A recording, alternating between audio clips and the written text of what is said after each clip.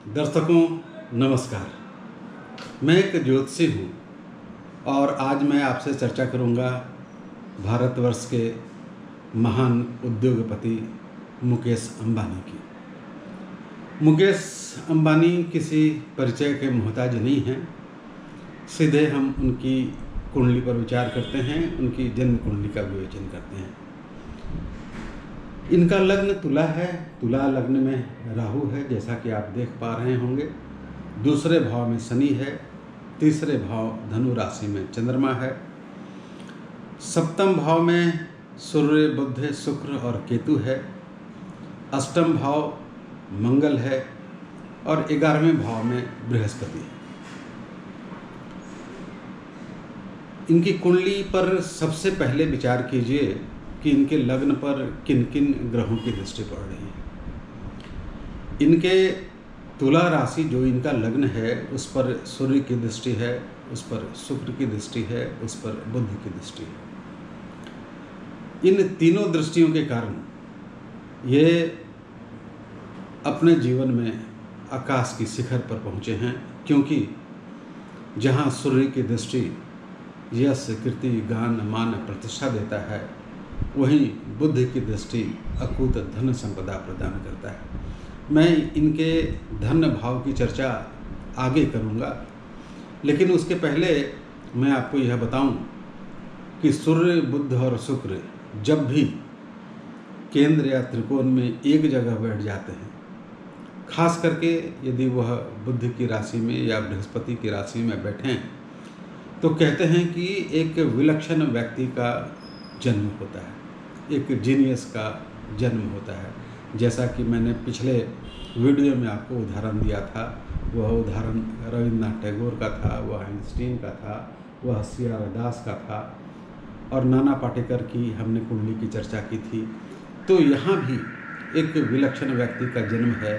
हाँ, क्षेत्र अलग है। यह कारोबार का क्षेत्र है और कारोबार में यह व्यक्ति अपनी विलक्षण प्रतिभा से लगातार आगे बढ़ रहा है, आकाश की ऊंचाइयों को छू रहा है। इनकी कुंडली में कई वैसे विशिष्ट योग हैं। एक विशिष्ट योग की मैं चर्चा करूं, वह इनके धन भाव को और भी संपुष्ट करता है। इस योग का नाम है विद्युत योग। जरा गौर कीजिएगा, 11वें भाव का स्वामी, 11वां भाव किस चीज़ का होता है? आय का भाव होता है, इनकम का भाव। 11वें भाव का स्वामी केंद्र में उच्च का होकर बैठा है, और केवल उच्च का होकर नहीं बैठा, वह बुध और शुक्र के साथ बैठा है। इसे कहते हैं विद्युत योग। ऐसे लोग अगाध अकूत धन संपदा के स्वामी होते हैं। अच्छा, यह योग उतना ही नहीं रुका। यह योग में आगे की बात करें तो बृहस्पति का गौर कीजिए, उनकी दृष्टि का गौर कीजिए। बृहस्पति पूर्ण दृष्टि से सूर्य, बुध, शुक्र को देख रहा है। मतलब 11वें भाव का अधिपति उच्च का है और उस उच्च के अधिपति को 11वें भाव में ही बैठकर अति शुभ ग्रह बृहस्पति पूर्ण दृष्टि से देख रहा है। तो हो गई ना अकूत धन संपदा की बात। अकूत धन संपदा, अकूत क्या? अकूत से अकूत धन संपदा। हमें इनसे तुलना नहीं करनी चाहिए, क्योंकि जो धन है, यश है, कीर्ति है, गान है, वह अपने प्रारब्धों के कारण मिलता है। पूर्व जन्म के जो संचित कर्म हैं, जब फल देने लगते हैं तो उसे प्रारब्ध कहते हैं। और जब शुभ कर्मों का शुभ प्रारब्ध बन जाता है तो व्यक्ति किसी क्षेत्र में अव्वल हो जाता है, आकाश की ऊंचाई पर पहुंच जाता है, लब्ध प्रतिष्ठित हो जाता है और पूरे संसार में सूर्य की तरह चमकने लगता है। इनकी कुंडली में एक विशेष बात और भी है, वह है कि धनु राशि पर भी, मतलब इनकी जो राशि है, इनका जो राशि है जहाँ चंद्रमा बैठा है, वहाँ पर भी बृहस्पति की पूर्ण दृष्टि है। तो चंद्रमा पर भी बृहस्पति की पूर्ण दृष्टि, और इस कारण से भी इनका जो संपन्नता है, इनकी जो आर्थिक संपन्नता है, इनका जो जीवन है, वह श्रेयस्कर बन पड़ा है। इनकी नक्षत्र की बात करें तो इनका जो नक्षत्र है, जन्म नक्षत्र, वह मूला है। मूला नक्षत्र यद्यपि मूला नक्षत्र को बहुत अच्छा नहीं माना जाता, लेकिन मूला नक्षत्र के लोगों को हमने देखा है कि उनकी जो स्थिति होती है हमेशा विलक्षण होती है। खास करके उनकी बुद्धि बहुत ही विलक्षण होती है। और एक बात और भी है कि मूला का अर्थ ही होता है जड़। वो उनको जो विरासत में मिलती है उसको वो आगे बढ़ाते हैं। वो जड़ में पानी देते रहते हैं, जड़ में खाद देते रहते हैं और उसको आगे बढ़ाते हैं। इनको जो विरासत में मिला धीरू भाई अंबानी से, उस जड़ को ये नहीं भूले और उसको अनवरत लगातार निरंतर आगे ही बढ़ाते रह गए। इनकी महादशा की बात करें तो इनकी शुक्र की महादशा 1959 से लेकर 1979 तक चली।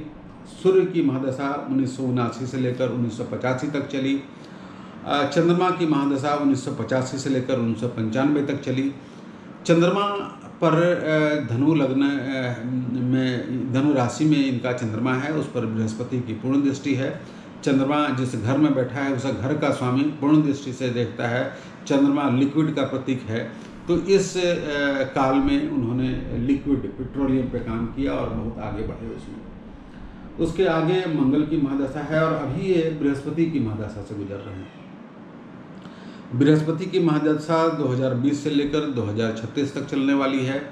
बृहस्पति, जैसा कि मैंने कहा आपको, इनके आय भाव में बैठा है और इनके आय भाव के स्वामी को पूर्ण दृष्टि से देखता है और इनके राशि को भी, इनके चंद्रमा को भी पूर्ण दृष्टि से देखता है। यह काल निश्चित रूप से बहुत अच्छा होने वाला है, क्योंकि जो 11वां भाव होता है वह सभी ग्रहों के लिए अनुकूल होता है और बृहस्पति तो यहाँ से वो आपके 7वें भाव को भी देखते हैं और 5वें भाव को भी देखते हैं। दोनों अच्छे भाव, केंद्र त्रिकोण, दोनों भावों को देखते हैं। तो इस दृष्टि से बृहस्पति का काल भी इनका अच्छा होने वाला है। हाँ, बृहस्पति में जब इनकी मंगल की अंतर्दशा आएगी तो वह काल इनके लिए थोड़ा अच्छा नहीं हो सकता है। बृहस्पति में मंगल यद्यपि अच्छे होते हैं, लेकिन इनकी कुंडली को गौर से देखिए। इनकी कुंडली का दूसरे भाव का स्वामी कौन है? मंगल। और 7वें भाव का स्वामी कौन है? मंगल। और प्रासरीय सूत्रों के अनुसार मंगल क्या हो गया? मारक हो गया। तो बृहस्पति में जब मारक की अंतर्दशा आएगी तो इनको स्वास्थ्य की दृष्टि से परेशानी होगी, ये हॉस्पिटलाइज हो सकते हैं और इनको उस काल में अपने स्वास्थ्य पे ध्यान रखना चाहिए। कि इसके बाद की जो महादशा होगी वह शनि की महादशा होगी और शनि की महादशा तो बहुत बाद में आएगी, लेकिन 1936 में जो बृहस्पति का मंगल का काल होगा यह मुझे इनके स्वास्थ्य की दृष्टि से बहुत अनुकूल नहीं दिखता है। इनका इंदु लग्न भी अच्छा है, इनका जो भाग्यश्री लग्न है वह भी अच्छा है। हाँ, इनका जो पुत्र भाव है वह थोड़ा पीड़ित है। पुत्र भाव की बात करें तो पंचमेश जो है वह शनि है और शनि अपने सबसे बड़े शत्रु मंगल के घर में बैठा है। हालांकि नवमांश में जो शनि है वह सौग्रही हो गया है, लग्नेश हो गया है, उसका सुधार हो गया है, लेकिन इनके बच्चों को जिस तरह का कारोबारी इंटेलेक्ट और इंट्यूशन होना चाहिए संभवतः वह नहीं हो पाएगा इस योग के कारण। तो आज बात हुई। अच्छा देखिए, ये भाग्य ही है धीरू भाई अंबानी के 2 पुत्र और एक ही तरह का शिक्षा, एक ही माँ बाप से लालन पालन, और एक कहाँ से कहाँ पहुँच गए और एक संघर्ष करते रह गए। भाग्य की भूमिका तो यही है ना, इसे ही भाग्य कहते हैं और इसीलिए हमें जन्म कुंडली के उस महता का, उस ऋषि मुनियों का नमन करना पड़ता है। नमस्कार। आपको मेरा वीडियो कैसा लगता है? यदि अच्छा लगता है तो इसे लाइक कीजिए, मेरे चैनल को सब्सक्राइब कीजिए और जितना हो सके शेयर कीजिए।